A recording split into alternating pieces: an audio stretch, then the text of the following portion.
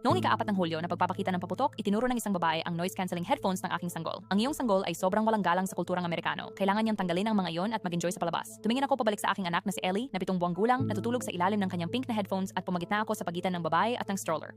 Mananatili ang mga ito at iyon na ang huling desisyon. Pero pinigilan niya ang kanyang mga kamao at alam kong hindi siya tatanggap ng hindi bilang sagot. Nag-ingay ang loudspeaker.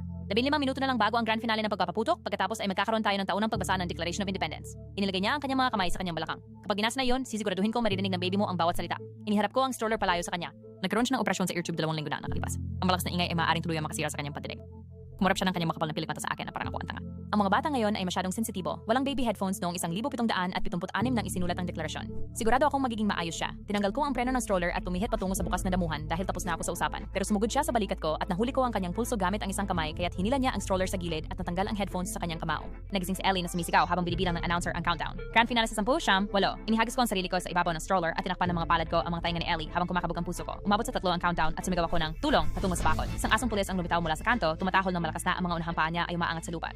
Agad na ibinagsak ng babae ang headphones sa gulat. Nang maibalik ko ito kay Ellie, ang unang mga paputok ay pumutok sa langit at patuloy na tumahol ang aso diretso sa tainga ng babae. Natumba siya pabalik sa kanyang mga sandalyas at bumagsak na may mga kamay na nakatakip sa kanyang mga tainga. Kontrolin mo ang asong yan, sigaw niya. Wala akong marinig. Nagpatuloy ang grand finale at kinugol niya ang buong finale na nakahiga sa damuhan na walang takip sa kanyang mga tainga kundi ang kanyang sariling mga kamay. Nang magsimula na magbasa ang mga tagapagsalita ng kapag sa takbo ng mga pangyayari ng tao, nakaupo pa rin siya sa damuhan, humihiling sa mga tao na magsalita ng mas malakas. Pinakamagandang palabas kailaman.